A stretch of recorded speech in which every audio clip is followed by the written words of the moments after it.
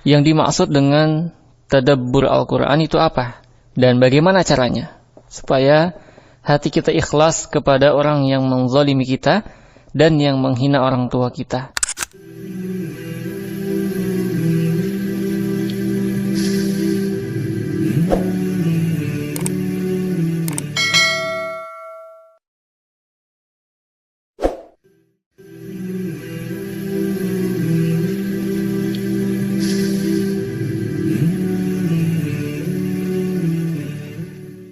Tadabbur menurut bahasa berasal dari kata bahasa Arab yang artinya mengurus dan merenungkan kesudahan urusan itu.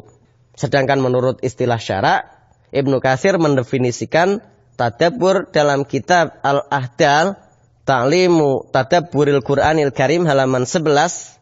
At-tadabburu huwa tafahhumu ma'ani al-fadhihi wa tafakkuru fima tadullu alaihi ayatuhu mutabaqatan wa ma dakhala fi dhamniha wa ma la yatimu tilkal ma'ani illa bihi mimma lam ya'rujil lafzu ala dzikrihi minal isyarat wa tanbihat wa intifa'ul qalbi bidzalika bi khusyu'ihi inda mawadhi'ihi wa khudu'ihi li awamirihi wa akhdhil ibrati minhu.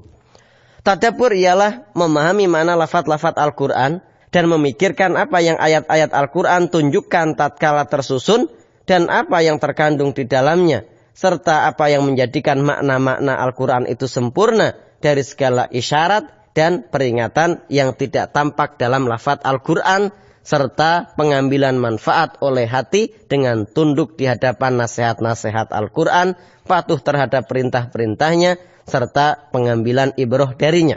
Kemudian Shalih Fauzan menurut beliau, tadabbur adalah an natafakkaru fi ma'aniha wa madlulatiha wa asrariha wa akhbariha hatta nastafida minhal hidayata wa nastafida minha khasyatallahi subhanahu wa ta'ala wa ibadatahu wahdahu la syarika lahu wa na'rifa ma na'ti wa ma natsruka minal a'mali wal aqwali wal muamalati wa ghairu dzalik. Kita memikirkan makna ayat-ayat Al-Quran, apa yang ditunjukkannya, rahasia serta berita yang terdapat dari ayat-ayat tersebut, sehingga kita dapat mendapatkan manfaat berupa hidayah, rasa takut kepada Allah, dan ibadah kepadanya, dan kita tahu apa yang harus kita lakukan, dan apa yang harus kita tinggalkan dari perbuatan, perkataan, interaksi sosial, dan yang lainnya. Bisa dilihat di dalam kitab Syekh Shalih Al-Fauzan, kitab Tadabburul Al-Quran, halaman 13. Dan ketika kita dihina atau dizolimi, baik kita sendiri atau orang tua kita, maka hendaknya bagi kita untuk bersabar dan tidak membalasnya. Insya Allah kita mendapatkan balasan yang baik dari Allah Subhanahu wa Ta'ala.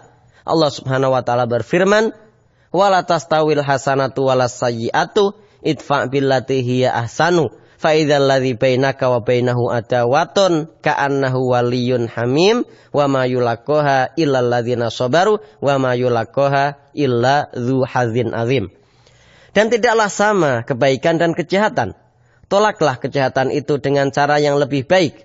Maka tiba-tiba orang yang antaramu dan antara dia ada permusuhan, seolah-olah telah menjadi teman yang sangat setia. Sifat-sifat yang baik itu tidak dianugerahkan melainkan kepada orang-orang yang sabar, dan tidak dianugerahkan melainkan kepada orang-orang yang mempunyai keuntungan yang besar. Al-Quran surat Fussilat ayat 34 sampai 35. Dan kita membalasnya ketika orang tua kita dihina, akan menyebabkan hinaan tersebut akan kembali kepada orang yang menghina. Hal ini sebagaimana sabda Rasulullah SAW dalam Sahihain dari Abdullah bin Amr, sesungguhnya Nabi SAW pernah bersabda, "Minal kabairi syatmur rajuli walidayhi." Qalu ya Rasulullah, wa hal yashtimur rajulu walidayhi? Qala na'am. Yasubbu abar rajuli fayasubbu abahu wa yasubbu ummahu fayasubbu ummahu. Termasuk perbuatan dosa besar, yaitu seseorang yang menghina orang tuanya.